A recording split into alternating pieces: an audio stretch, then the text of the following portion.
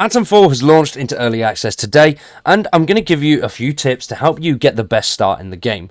There are tons of things that you can do right off the bat. You are not locked down in any way whatsoever in Atomfall. You are free to go wherever you want as soon as the game begins. So it's going to be a lot easier if you've got some decent gear behind you, and you've got the right skills to move forward a little bit quicker and grab all the good gear that you need early on. If this helps, subscribe to the channel, drop a like on the video, and stick around for much more Atomfall. Now, exploration is key in any sort of RPG title, and it has those major RPG elements. So going off the beaten path, the normal roadways, you're going to come across little search boxes with loads of good stuff in, like ammo, painkillers, all of the good stuff you're going to need on your journey. So I'd highly recommend taking a second, going off the beaten path and just exploring and getting some good rewards behind you. And you're going to come across buildings like this, buildings that are seized. Now, these are trespass areas, but if you look around enough, you will always find a way in. Now, getting into these buildings is going to be your best result for some high-level gear, some better items, and it will just make your experience a lot smoother early on. So it's always worth getting in here, sneaking around if and when possible, because you'll find the best amount of gear, such as nail bombs, gunpowder, loads and loads of good stuff. When it comes to exploration, explore and search every single thing that you can. You will come away with much better gear and a decent chance at survival early on. Now, inventory management is key. As you can see, your inventory is very small, with 4 slots for 4 heavy weapons, and then your small melee weapons will be inside your normal inventory, same as a pistol.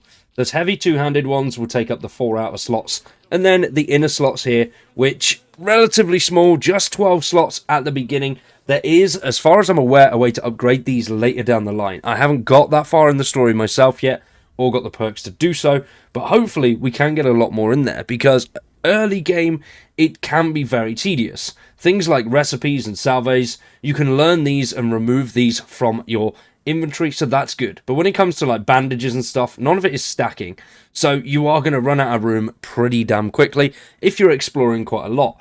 Now, it's worth noting that items that are on the ground and in areas like crates like this, these will stay there. So you can go away and come back to these at a later date, so you will have to be a little bit more strategic with what you pick up and what you take around with you.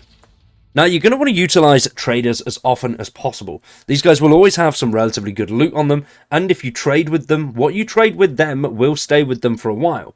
So I'd highly recommend using these as often as possible to get rid of all the useless stuff that you end up picking up and carrying around with you. Now, things like keys, blueprints, stealth skills, all sorts of skill books and skill points, these guys are well worth it, so I'd highly recommend trading as often as possible just to keep your inventory space as low as you possibly can.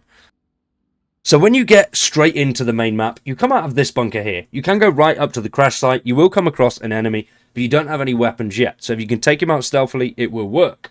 But coming this way is much more beneficial for you right at the beginning. You'll come across Nat on the right, who engages you with a little bit of story, and then this building here on the left. Now, as you can see, this is a little house. You want to get under this door here, crawl through, and this is where you will find yourself a shotgun.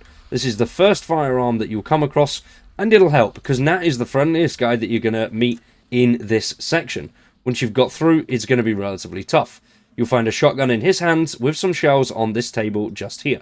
Then from this house, you're going to want to go straight down into town to grab yourself a rifle. Just follow the path that I'm going down. Then if you come down into the actual centre of Slatendale, over to this wheelhouse here, and then on the left, you will come across this section. Now, there is occasionally bandits in here, so do be careful.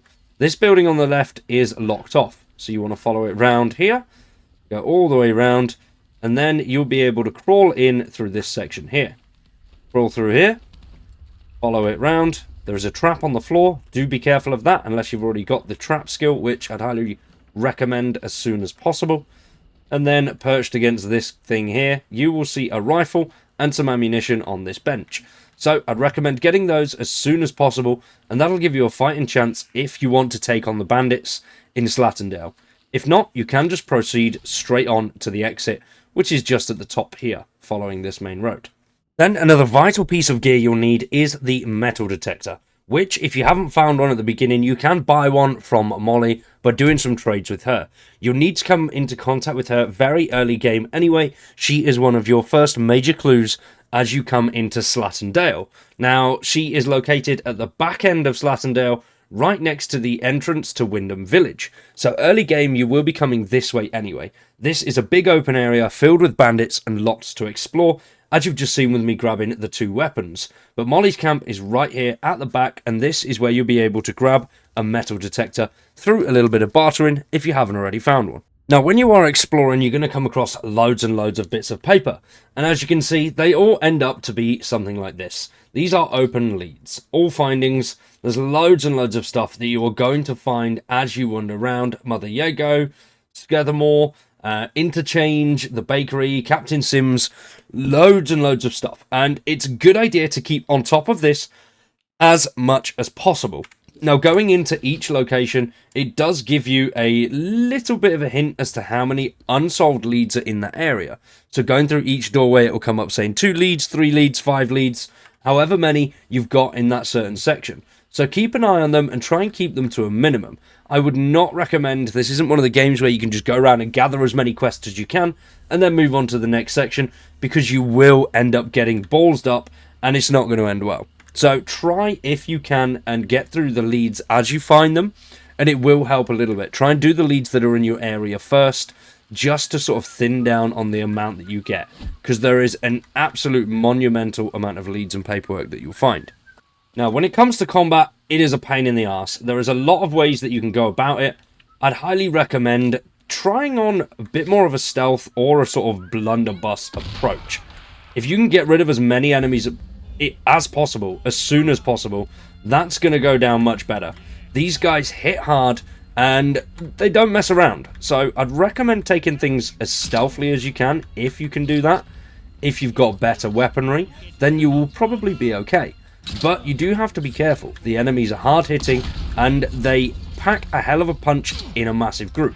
So using things like grenades, stealth, and a mix of the weaponry that you've got is really going to help you. Combining melee with stealth takedowns is really going to be beneficial against larger groups. If it's just 1 or 2, you can run in balls deep, hit them with bows and arrows, give them a couple of melee shots and kickbacks, and you'll be fine. I'd highly recommend making sure you use that knockback feature with the kick-in. It gives you just a whole world of breathing room. It's so much easier just being able to knock back 1 or 2 enemies, because they do come at you quite quick, and it can be very overwhelming early game. When you've got better weapons behind you and some more improved skills behind you for combat, it does become quite a bit easier, and once you've got the hang of using a combination of melee and firearm together, it does get a lot simpler, a lot smoother when it comes to combat. But I think combat was one of the things I found, I wouldn't say difficult, but more annoying at the beginning, because it can be a little bit janky at times. Now, another important thing to note when in combat is your stamina, and that is in the bottom right-hand corner. It's not a typical stamina system. This is done more by your heart rate. So the higher your heart rate is, the less damage you're going to put out. This can be mitigated with things such as tea and certain foods. These will give you a little bit of a health buff.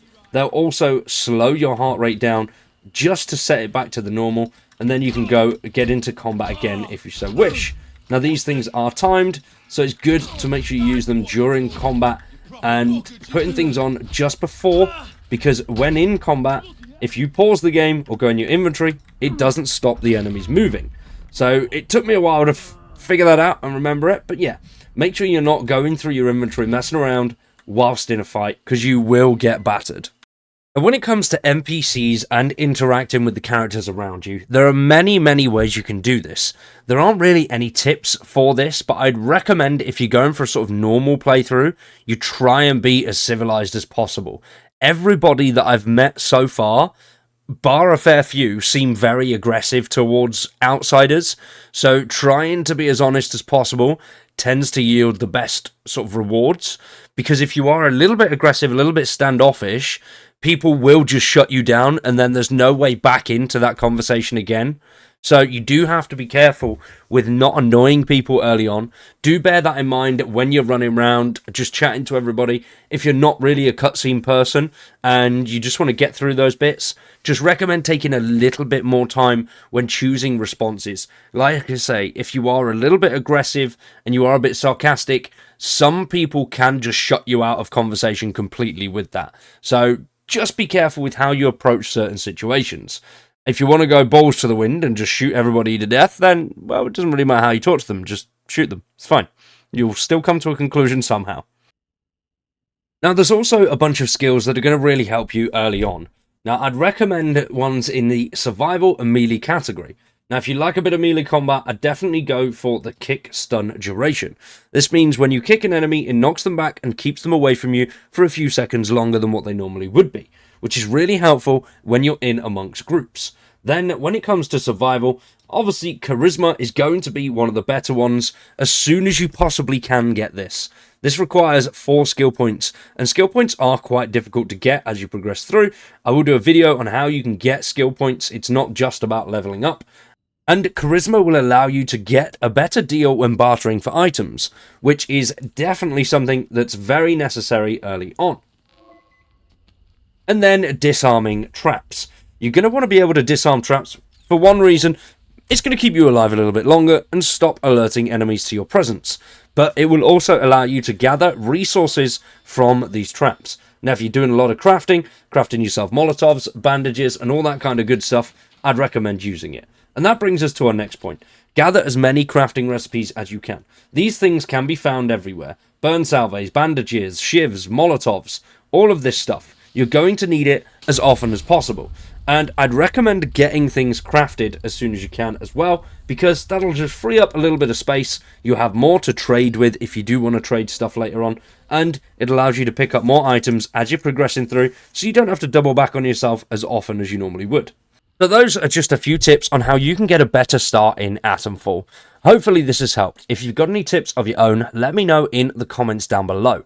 I'm a fair few hours in now. I'm really enjoying the experience so far. I think combat is my only major gripe with the game. It does seem a little bit finicky, but it does become easier as you progress through and a little bit more, sort of, not so much controllable, but less sort of janky and blocky. The combat is something that I've always been a little bit meh with, but it can be really enjoyable in the right circumstances. When you get that odd hit where you can power through, you stealth kill 3 or 4 dudes from the bushes, stealth shoot a few others with the bow and arrow, and then melee the last 2 or 3. Those moments work really well and they're really, really fun. But for the most part, it is literally just beating the crap out of someone with a cricket bat, which, I mean, that has its own perks too. For now, though, we're going to wrap that one up there. Hopefully you've enjoyed today's video. If you have, please subscribe to the channel, drop a like on the video, and stick around for much more Atomfall content. We'll be back tomorrow with some more gameplay and my review of Atomfall. For now, though, I've been Cowboy, you've been awesome, thanks for watching, and we'll see you in the next one.